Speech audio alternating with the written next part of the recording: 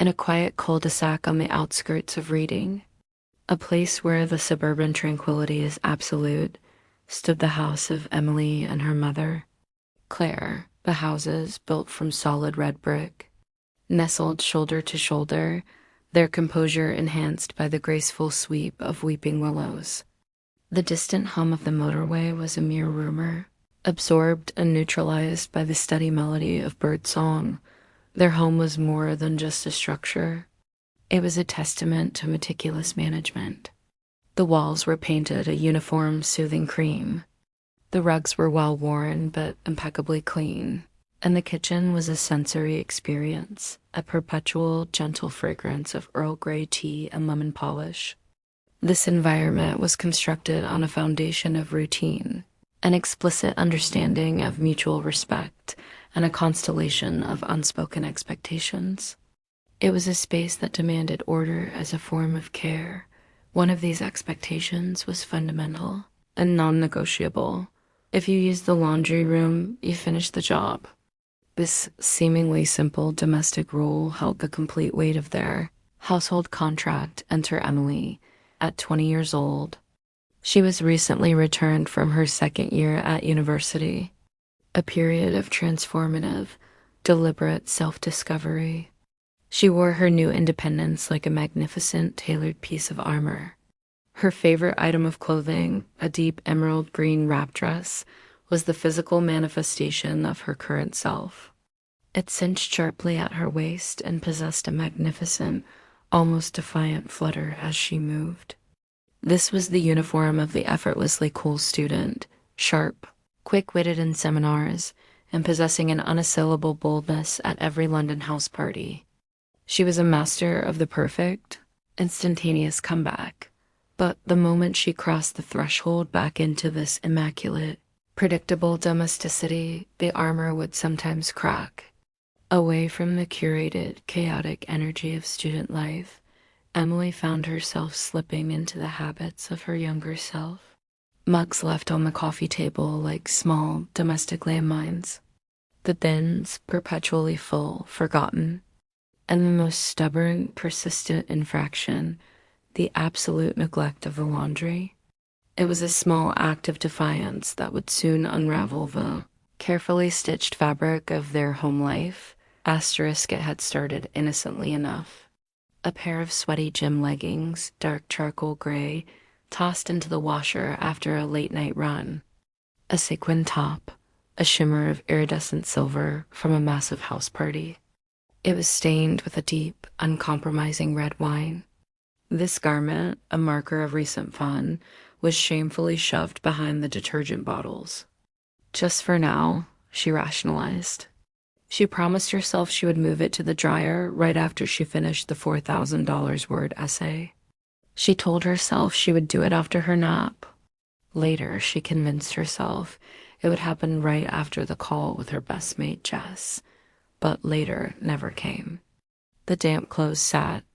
The fabric fibers swelled, and slowly, insidiously, the mildew bloomed. It began its chemical siege. The washing machine, a large, otherwise competent white appliance, began to emit a faint sour odor. It was a smell that no amount of industrial-strength vinegar could fully mask or banish. It was the scent of forgotten duty. Clare, the anchor of this household, was a practical woman in her late 40s. She wore her sense of order like a necessary accessory. Her hair, a neatly styled dark bob, was now threaded with striking silver. She viewed order not as a mechanism of control, but as a crucial, tangible form of care. It was her way of expressing love for the shared, precious space they inhabited. She noticed the transgression immediately. She had already mentioned the issue twice. The tone was always gentle, but the underlying firmness was absolute.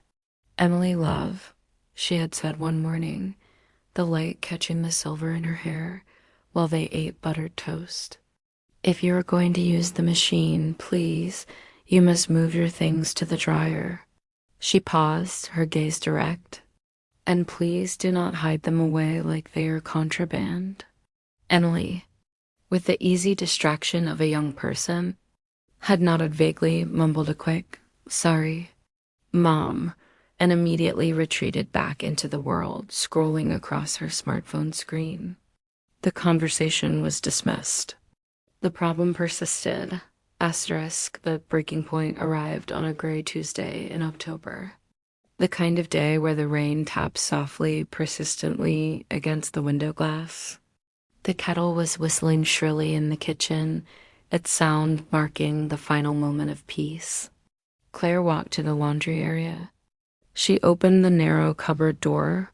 The discovery that met her eyes was far more than just mildew, buried beneath a significant heap of thick, forgotten towels still sodden, their color slightly discolored by neglect, was the catastrophic sight: Emily's green dress.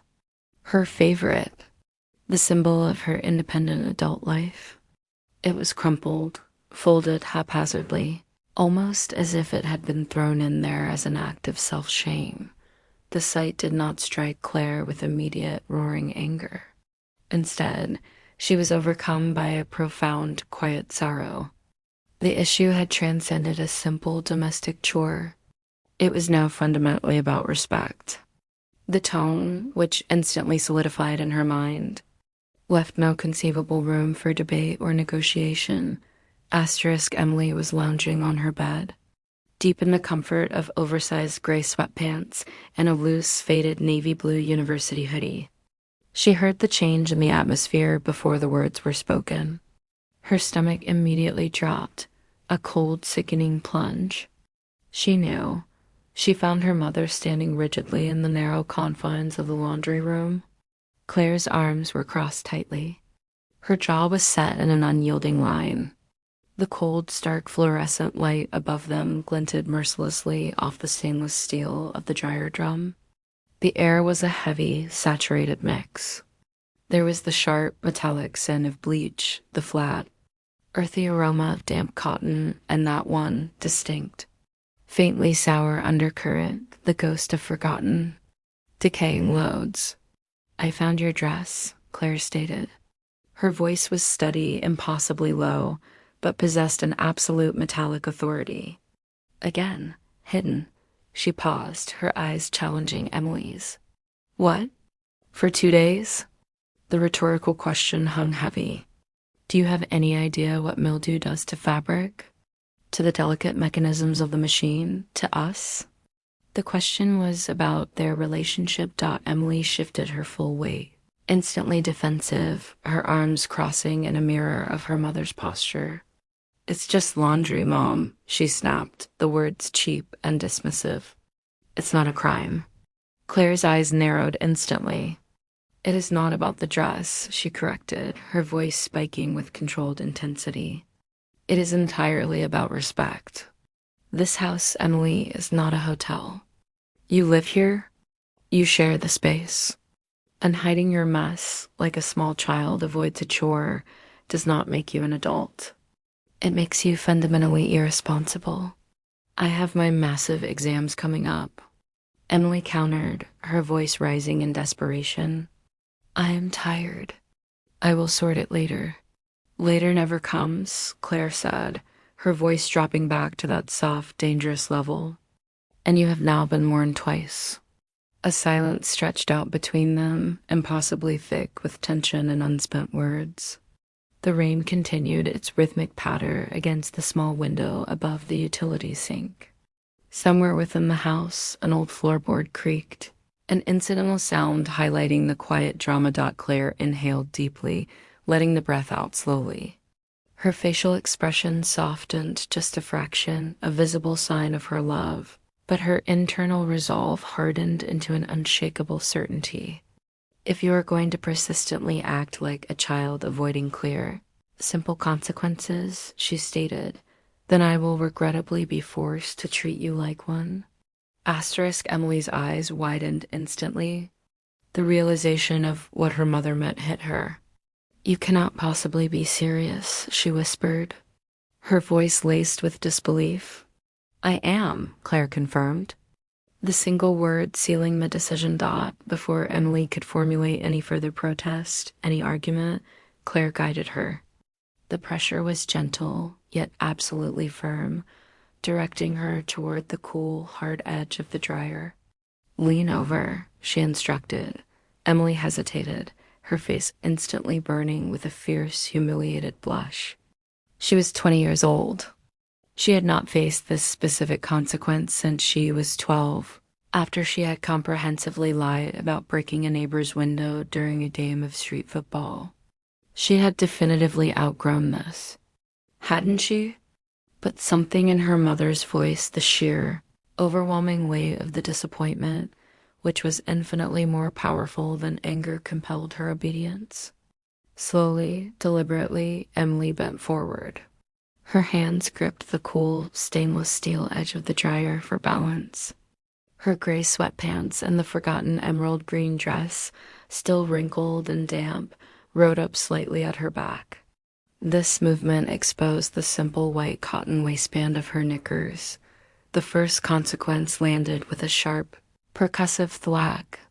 It was not brutal, not administered in rage, but it was undeniably firm, undeniably real.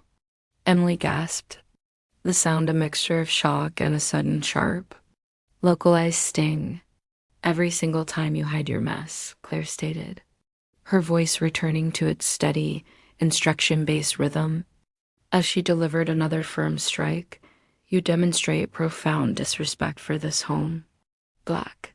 "Every single time you ignore my explicit." Clear words. Another steady, controlled strike followed. "You demonstrate profound disrespect for me." Thwack. Emily's breath hitched completely. Tears immediately pricked at the corner of her eyes. It was not simply the physical sting, but the sudden, devastating weight of her own negligence that broke her composure. In that humiliating, exposed position, a flood of memories overwhelmed her. She thought about her mother years ago, quietly folding her school uniforms, crisp and perfect, every single evening. She remembered Clare staying up late, hunched under a lamp, meticulously mending torn hems in the middle of the night. She recalled Clare silently, patiently rewashing entire loads of laundry that Emily had forgotten during the intense pressure cooker environment of her GCSE exams, and here she was, the $20-year-old independent woman, treating all of that dedicated, lifetime effort as a mere inconvenience.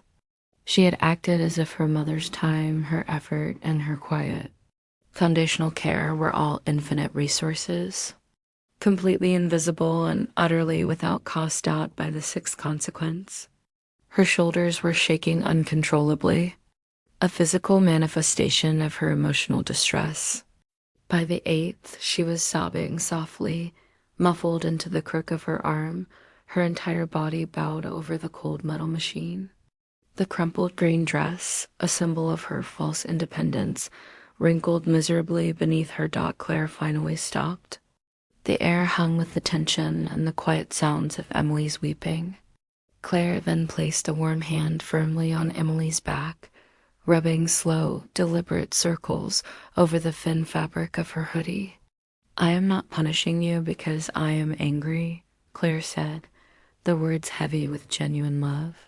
"I am doing this because I love you too much to ever let you grow into an adult who habitually avoids simple, necessary responsibility."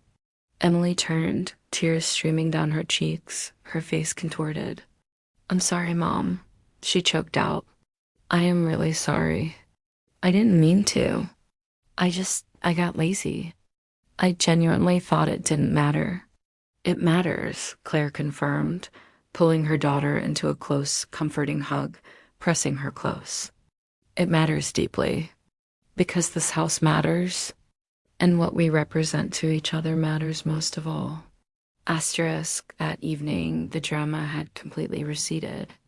Long after the rain had officially stopped and the streetlights began to cast gentle golden pools of light onto the wet pavement, Emily returned to the laundry room. This was not a rushed, resentful visit. This was a pilgrimage of duty. She carefully selected the mildewed load. She rewashed it meticulously, adding a generous measure of extra vinegar and baking soda to counteract the deep, sour scent. She then took her emerald green dress. She smoothed out the wrinkles, treated the remaining spots, and hung it carefully on a thick padded hanger to air dry completely. Her act of contrition did not end there. She took a cloth and wiped down every single shelf. She organized the massive array of detergent bottles by height and size. She even reached into the dryer and cleaned the lint trap, removing the thick, fibrous mat, task she realized she had never once performed in her life. Finally, she walked to the kitchen drawer. She pulled out a small notepad, its pages lined in pale blue. She picked up a simple pen and wrote a note. "Sorry for hiding my mess. Won't happen again. Love, M." She then carefully placed this small, handwritten note on the kitchen counter, positioning it right beside the large, bright container of fabric softener. It was a tangible, visible peace offering. The next morning, Claire discovered the note. She picked it up, reading the handwriting, and a faint, genuine smile touched her lips. Without a word, she folded the paper gently and tucked it into her worn recipe box, sliding it in next to her absolute favorite scone recipe. She then put on a fresh pot of Earl Grey tea. When Emily came downstairs, her hair still slightly damp and wrapped in a towel from the shower, Claire handed her a warm, full mug. "Your dress looks nice on the hanger," she said simply. Emily nodded, meeting her mother's eyes. "It'll be ready to wear by tonight," she replied. The exchange calm and understood. They sat together in a deep, mutual, comfortable silence, the kind that only true resolution can bring.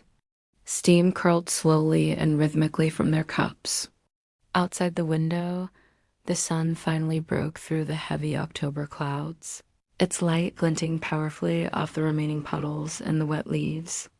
The light filled the room, the scenario of this modern British household, especially one involving a young adult's return in a multi-generational, shared living arrangement, is a subtle reflection of universal domestic truth. Expectations around domestic responsibility remain a quiet, yet incredibly powerful thread woven through the entire fabric of family dynamics, while the practice of physical discipline is now increasingly rare, particularly among families with young adults. Some families still uphold these traditional consequences. These acts are not performed as retribution or as mere punishment, but as a symbolic reset.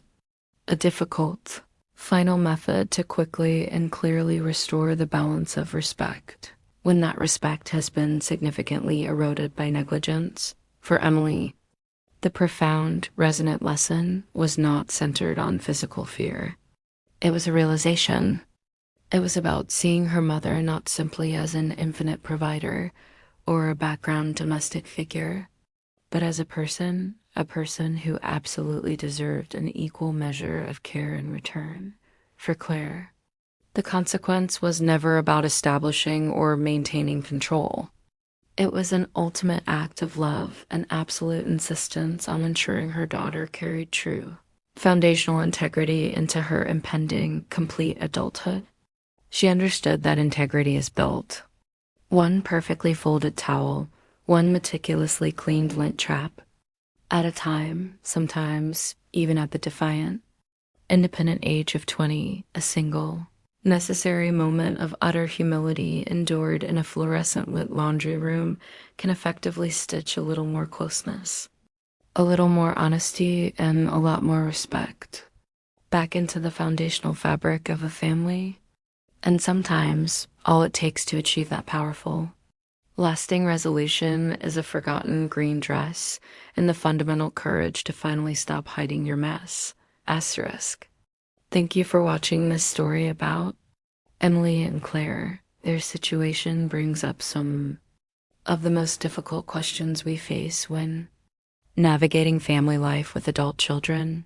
We want to hear your perspective on this complex issue. If you are a parent, where do you draw the line between an adult child's right to independence and their responsibility in a shared family home?